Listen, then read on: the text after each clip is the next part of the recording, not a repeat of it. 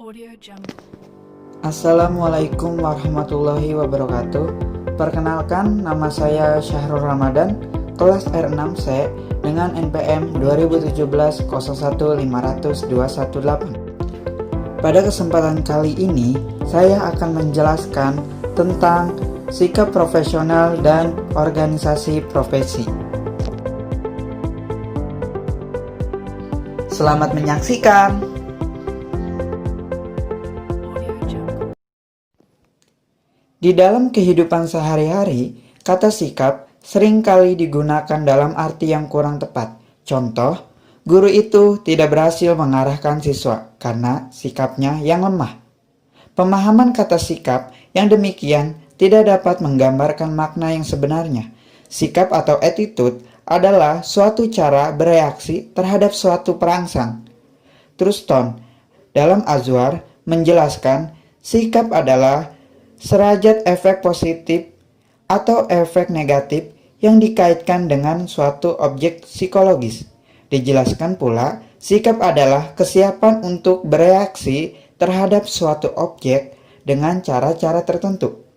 Dalam hal ini, bagaimana sikap guru bimbingan dan konseling sebagai konselor di sekolah terhadap berbagai faktor yang berkaitan dengan pelaksanaan tugasnya. Sikap guru bimbingan dan konseling sebagai berikut. Yang pertama, sikap terhadap peraturan perundangan. Yang kedua, sikap terhadap organisasi profesi. Yang ketiga, sikap terhadap sekolah. 4. Sikap terhadap anak didik. Kelima, sikap terhadap mitra atau masyarakat. Dan yang terakhir, keenam, sikap terhadap pemimpin. Pengembangan sikap profesional, seperti yang telah diungkapkan, bahwa dalam rangka meningkatkan mutu, baik mutu profesional maupun mutu layanan, guru BK harus pula meningkatkan sikap profesionalnya. Ini berarti bahwa ketujuh sasaran penyikapan yang telah dibicarakan harus selalu dipupuk dan dikembangkan. Pengembangan sikap profesional ini dapat dilakukan baik selagi dalam pendidikan maupun setelah bertugas atau dalam jabatan. 1. Pengembangan sikap selama pendidikan prajabatan. Dalam pendidikan prajabatan, calon guru didik dalam berbagai pengetahuan, sikap, dan keterampilannya yang diperlukan dalam pekerjaannya nanti. Karena tugasnya yang bersifat unik, guru BK selalu menjadi panutan bagi siswanya dan bahkan bagi masyarakat sekelilingnya. Oleh sebab itu, bagaimana guru BK bersikap terhadap pekerjaannya dan jabatannya selalu menjadi perhatian siswa dan masyarakat. Pembentukan sikap yang baik tidak mungkin muncul begitu saja, tetapi harus dibina sejak calon guru BK mulai pendidikannya di lembaga pendidikan. Berbagai usaha dan latihan, contoh-contoh dan aplikasi penerapan ilmu, keterampilan, dan bahkan sikap profesional dirancang dan dilaksanakan selama calon guru BK berada dalam pendidikan prajabatan. Sering juga pembentukan sikap tertentu terhadap akibat hasil sampingan byproduct dari pengetahuan yang diperoleh calon guru. Sementara itu, tentu saja pembentukan sikap dapat diberikan dengan memberikan pengetahuan, pemahaman, dan penghayatan khusus yang direncanakan sebagaimana halnya mempelajari pedoman penghayatan dan pengalaman Pancasila atau P4 yang diberikan kepada seluruh siswa sejak dari sekolah dasar sampai perguruan tinggi. Pengembangan sikap selama dalam jabatan. Pengembangan sikap profesional tidak berhenti apabila calon guru selesai mendapatkan pendidikan prajabatan. Banyak usaha yang dapat dilakukan dalam rangka peningkatan sikap profesional keguruan dalam masa pengabdiannya sebagai guru. Seperti telah disebut, peningkatan ini dapat dilakukan dengan cara formal melalui kegiatan seperti mengikuti penataran, lokakarya, seminar, atau kegiatan ilmiah lainnya, ataupun secara informal melalui media massa seperti televisi, radio, koran, dan majalah maupun publikasi lainnya. Kegiatan ini selain dapat meningkatkan pengetahuan dan keterampilan sekaligus juga dapat meningkatkan sikap profesional keguruan. Pembahasan selanjutnya yaitu organisasi profesi. Organisasi profesi di dalam bimbingan dan konseling diantaranya 1. ABKIN, 2. IKI. Nah, yang pertama kita bahas yaitu ABKIN atau Asosiasi Bimbingan Konseling Indonesia, disingkat ABKIN. ABKIN adalah organisasi profesi di Indonesia yang beranggotakan guru bimbingan dan konseling atau konselor.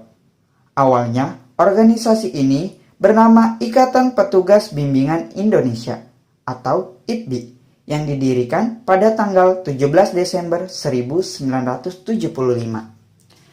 Layanan bimbingan dan konseling adalah layanan yang diberikan oleh tenaga profesional bimbingan dan konseling kepada peserta didik dan anggota masyarakat lainnya agar mereka mampu memperkembangkan potensi yang dimiliki, mengenali dirinya sendiri, serta mengatasi permasalahannya, sehingga dapat menentukan sendiri jalan hidupnya, cara bertanggung jawab tanpa bergantung kepada orang lain.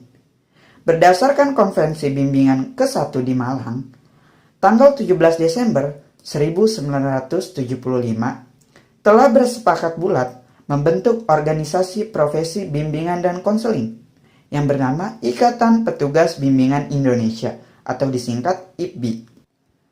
Berdasarkan hasil Kongres 9, IPBI di Bandar Lampung, nama IPBI diubah menjadi Asosiasi Bimbingan dan Konseling Indonesia atau ABKIN. Asosiasi Bimbingan Konseling Indonesia atau ABKIN memiliki tujuan. Tujuan dari ABKIN diantaranya sebagai berikut. 1. Aktif dalam upaya menyukseskan pembangunan nasional, khususnya di bidang pendidikan, dengan jalan memberikan sumbangan pemikiran dan menunjang melaksanakan program yang menjadi garis kebijakan pemerintah. Kedua, mengembangkan serta memajukan bimbingan dan konseling sehingga ilmu dan profesi yang bermartabat dalam rangka mempersiapkan sumber daya manusia yang berkualitas tinggi. Dan yang ketiga, mempertinggi kesadaran, sikap dan kemampuan profesional konselor agar berhasil guna dan berdaya guna dalam menjalankan tugasnya. Pembahasan organisasi yang kedua yaitu IKI atau Ikatan Konselor Indonesia yang disingkat IKI. IKI merupakan organisasi profesi yang menghimpun seluruh konselor di Indonesia. Konselor sendiri yaitu suatu profesi yang melayani konseling bagi masyarakat.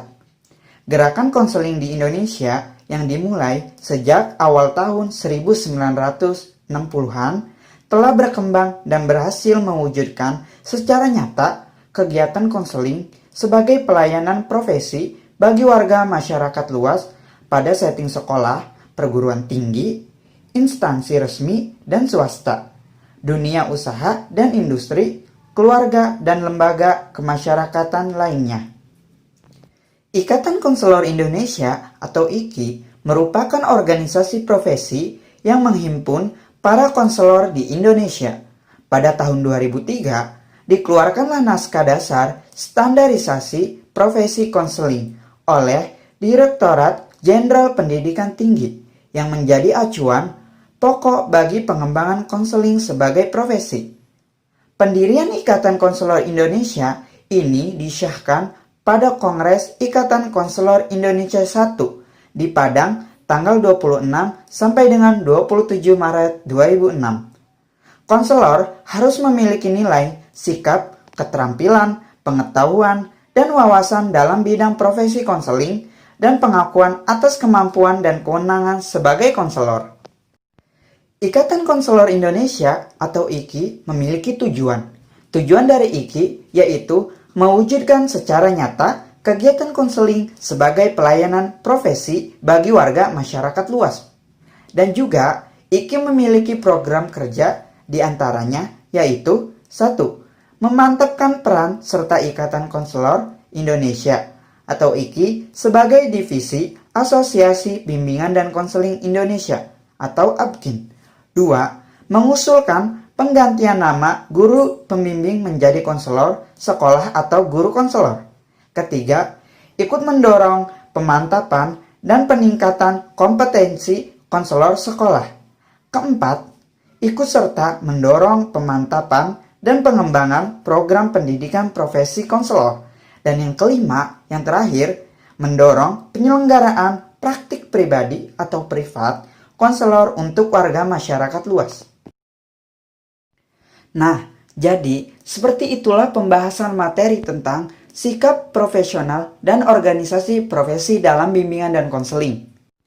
Sampai di sini saja saya menjelaskan materi. Apabila ada kekurangan, mohon dimaafkan. Wabillahi taufiq wal hidayah. Wassalamualaikum warahmatullahi wabarakatuh. Terima kasih.